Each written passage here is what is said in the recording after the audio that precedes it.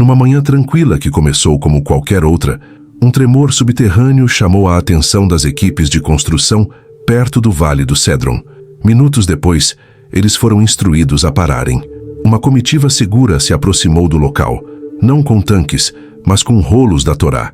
E no coração daquele momento, uma novilha vermelha, intocada e sem máculas, pisava em solo sagrado pela primeira vez em 2 milênios. Não muito longe da agitação, drones capturaram imagens aéreas, mostrando limites demarcados no chão ao lado do Monte Moriá. Um contorno retangular. As dimensões batiam com as descritas no livro de Ezequiel.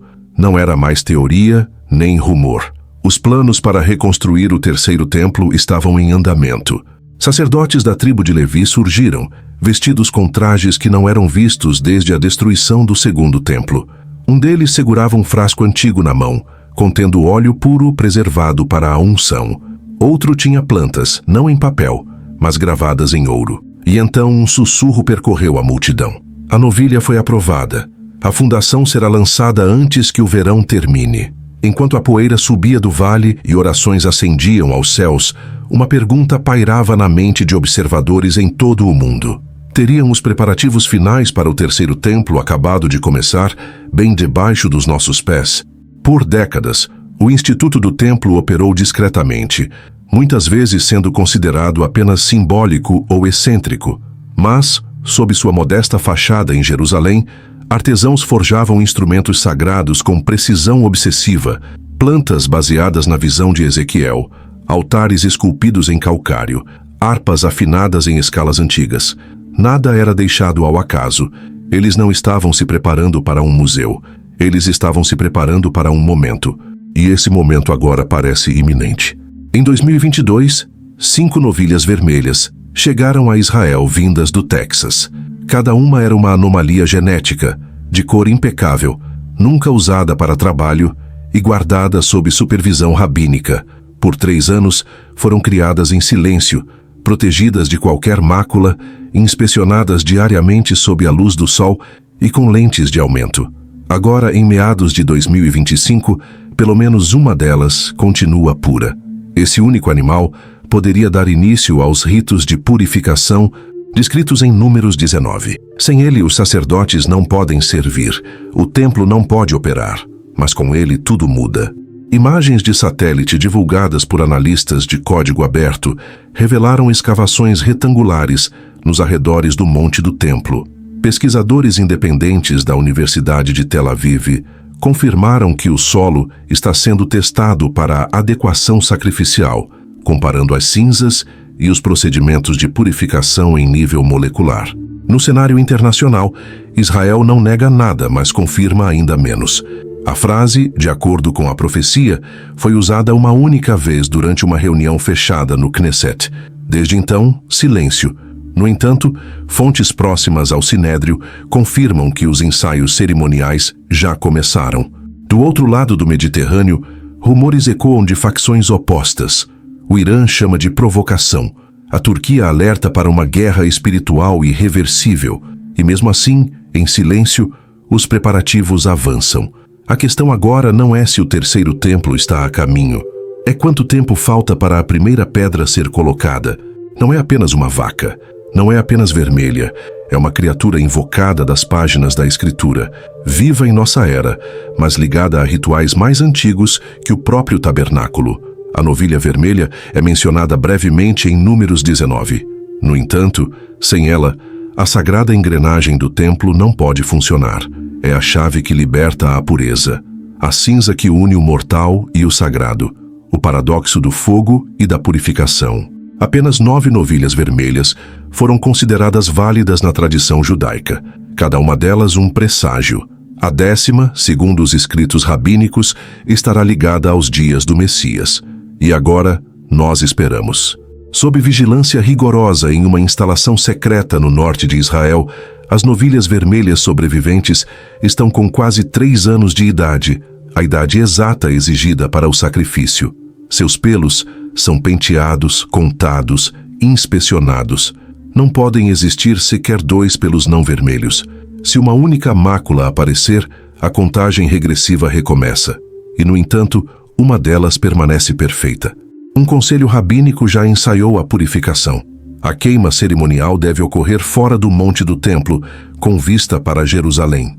Um sacerdote da linhagem de Arão supervisionará o abate. Madeira de cedro, hisopo e lã escarlate serão adicionados às chamas, replicando cada instrução da Torá. Uma vez queimadas, as cinzas serão recolhidas, misturadas com água viva de uma fonte e armazenadas em vasos de pedra. Com essa água, os descendentes de Levi, e treinados por décadas, poderão finalmente se purificar. A cerimônia não será transmitida. Não haverá trombetas nem alarde, apenas silêncio, fumaça e profecia sendo cumprida sob um calmo céu israelense. A novilha vermelha não é apenas sobre purificação, é sobre permissão. Sem ela não há sacerdócio. Sem o sacerdócio, não há templo. Sem o templo, o relógio profético para. Mas com ela, entramos no ato final. Em um arquivo trancado sob a cidade velha de Jerusalém, um pergaminho antigo repousa ao lado de uma réplica digital. Um desenhado à tinta e à luz de velas, o outro renderizado por IA. Ambos mostram a mesma coisa, o futuro terceiro templo. As medidas nunca estiveram escondidas. Foram dadas por Deus a Ezequiel nas margens do rio Quebar, à sombra da Babilônia. Uma visão tão detalhada que arquitetos modernos a recriaram milímetro a milímetro. Portões, pátios internos, o altar, as câmaras para os sacerdotes. Não é um projeto de imaginação. Por anos, o Instituto do Templo tem montado cada componente. A menorá de ouro puro concluída, a mesa dos pães da proposição pronta, o altar de incenso, as trombetas, as vestes sacerdotais, tudo armazenado. Mas agora, algo novo. Relatos internos do projeto de peneiramento do Monte do Templo mencionam a criação de marcadores de fundação, entregas discretas de calcário, uma coordenação repentina entre órgãos religiosos, arqueólogos e engenheiros e estatais. Algo está sendo alinhado sob a superfície, literalmente. A primeira pedra não será colocada publicamente. Ela será depositada com reverência ancestral e em segredo, na hora marcada, talvez na cidade de Davi, talvez mais acima. E a planta em si, agora digitalizada, criptografada e apoiada por imagens de satélite. Uma convergência do antigo com o moderno. Tábuas de pedra encontrando telas de toque. Tradição sacerdotal calibrada com escaneamentos térmicos e sobreposições de drones. Até mesmo as vestes estão sendo tecidas de acordo com tintas antigas. O azul tequelete, extraído de caracóis do Mediterrâneo, redescoberto apenas na última década após 2000 anos de mistério. Tudo aponta para uma coisa. A planta não é mais teoria, não é mais apenas preparação, é pré-construção. E aqueles que observam de longe fazem a pergunta que agora arde tanto na profecia quanto na política. Onde ele será construído? E quem tentará impedi-lo? O Monte do Templo sempre foi mais do que pedra e solo. É o olho da tempestade, uma montanha que respira conflito, carrega memória e aguarda o destino. Para alguns, é Haram al-Sharif. Para outros, é o Monte Moriá. Para a profecia, é o lugar onde o céu tocou a terra uma vez e agora espera novamente. Sob a superfície deste platô sagrado, monitores sísmicos captaram microvibrações, provavelmente relacionadas à construção. Israel não diz nada, mas da Jordânia, palavras duras ecoam. Do Irã, ameaças explodem. E, no entanto, botas se movem silenciosamente perto da borda sul do monte. Atrás de portões fechados, rabinos do Sinédrio sussurram bênçãos. A segurança foi reforçada. Membros do Instituto do Templo começaram a mover instrumentos sagrados para mais perto da cidade velha. Imagens de satélite de redes de defesa privadas rastreiam atividades noturnas estranhas. Carga sendo descarregada em túneis que se pensava estarem selados. Mas, oficialmente, o monte permanece inalterado, selado, em silêncio. No entanto, espiritualmente, ele está tremendo, porque a profecia exige um retorno, um sacrifício, um altar. E o monte, por mais disputado que seja, foi designado por Deus para este momento. A tensão aumenta como incenso. Zacarias viu em visão que, nos dias finais, Jerusalém seria um cálice de tremor para todas as nações. e o monte seria o gatilho, não necessariamente de guerra, mas de um desvelamento. E aqui estamos.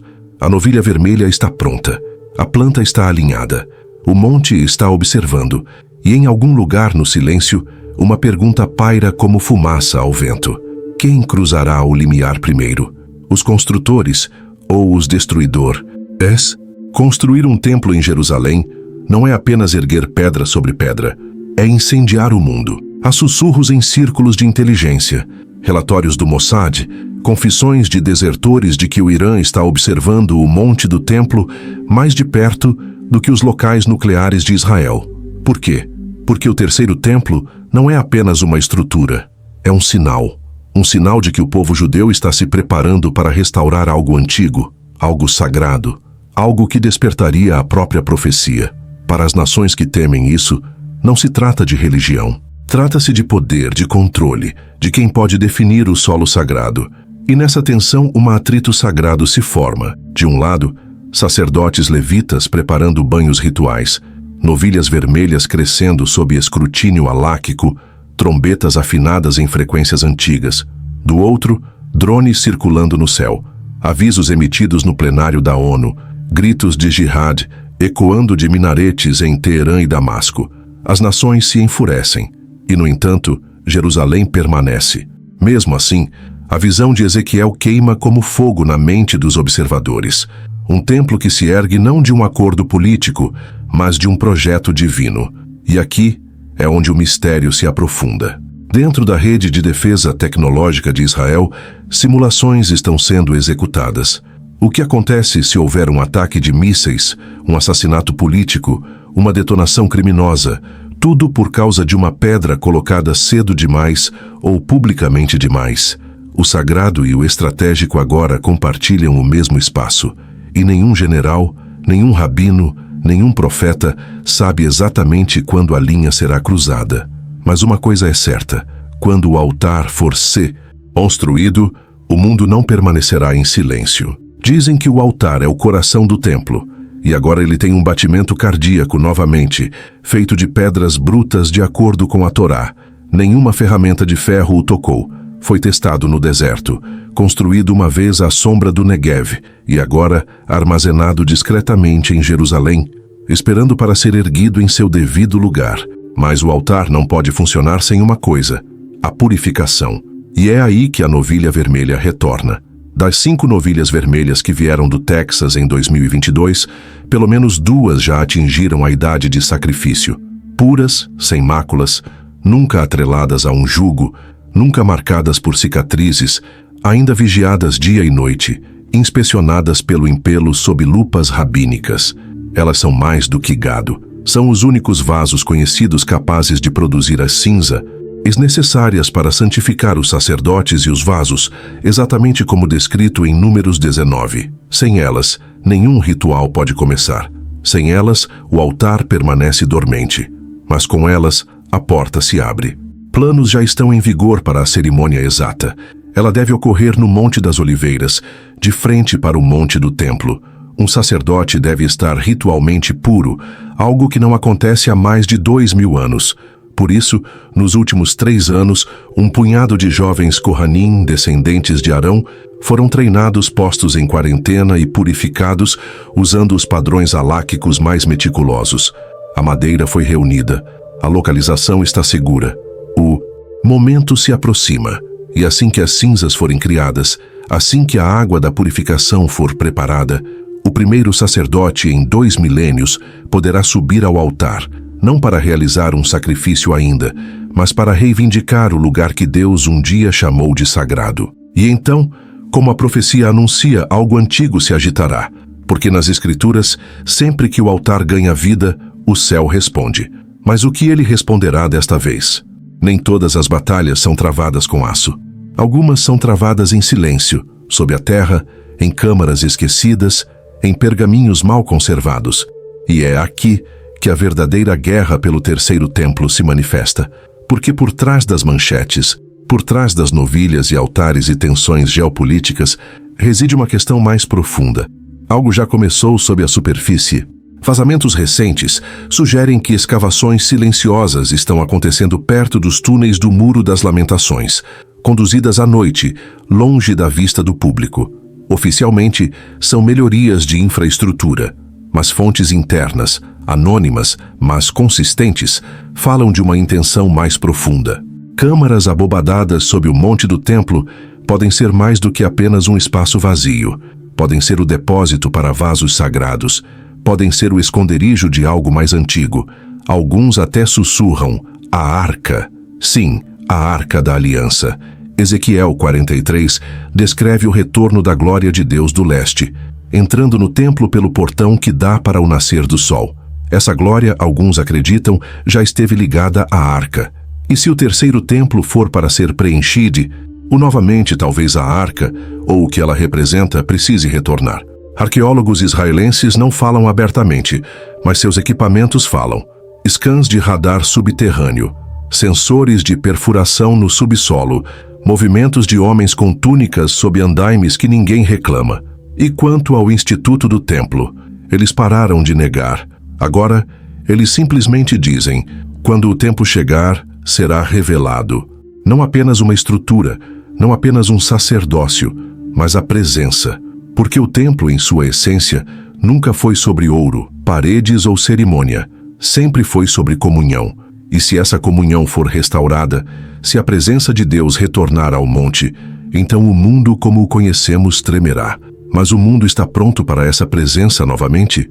Ou nós nos esquecemos do que a santidade parece? Você pode sentir isso agora, como uma corrente sob a história. Israel não está apenas se preparando para o templo está preparando Israel. No pano de fundo das manchetes nacionais e manobras militares, algo sagrado está despertando. Uma geração nascida após o exílio, após o silêncio, após a guerra, agora se encontra segurando plantas para um lugar sagrado predito por profetas.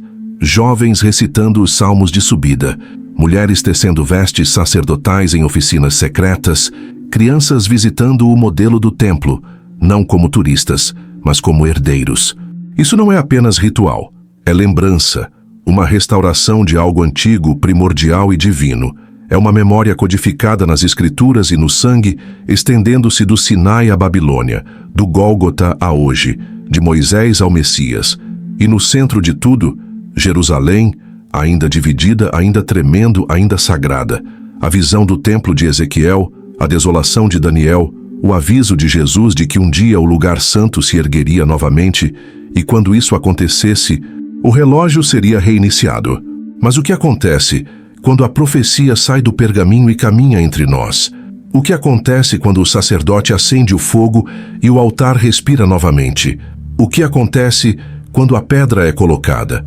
Porque cada símbolo já foi tocado, cada vaso criado, cada lei estudada, cada animal criado. E agora, o limiar está à nossa frente. Um sacrifício, uma cerimônia, uma pedra. E então o véu entre o tempo e a eternidade pode se afinar novamente. Mas estamos istindo ao início da restauração ou à contagem regressiva para um acerto de contas final. Dizem que a profecia troveja dos céus, mas em Jerusalém, muitas vezes ela começa com um sussurro. Na crista sul, sob a luz da manhã, um grupo de homens vestidos de branco, anônimos por design, prepara algo em silêncio. Sem câmeras, sem desfile, apenas poeira, pedra e a respiração contida. Eles a colocam. Uma pedra angular, perfeitamente cortada, inscrita com orações antigas. Não é cerimonial, é fundamental. E pode ser a primeira pedra do terceiro templo. Nenhum anúncio é feito, nenhuma transmissão global. Mas no espírito um vento se move. De Ezequiel a Zacarias, os profetas falaram de um tempo em que o templo se ergueria novamente, não por poder político ou conquista militar, mas por obediência, reverência e tempo profético. E este pode ser esse momento. A cúpula ainda está de pé, as tensões permanecem, mas agora, algo mais antigo que a política está se agitando. Porque isso não é apenas obra judeus reconstruindo um templo. É sobre o céu se aproximando da terra. É sobre uma linha do tempo de milhares de anos virando suas páginas finais. É sobre o Messias, seja o tão aguardado ou o que em breve retornará, se aproximando. A novilha vermelha está pronta, o altar está testado, os sacerdotes estão treinados, e agora a fundação pode ser lançada. Tudo o que resta é a faísca divina, o momento em que o terreno colide com o eterno, onde a poeira encontra a glória, onde o sacrifício encontra o fogo, onde a profecia encontra o cumprimento. E em algum lugar no silêncio daquela pedra sagrada, você quase pode ouvir os passos de um rei, mas o próximo som será o toque da trombeta da paz ou o estrondo do juízo final.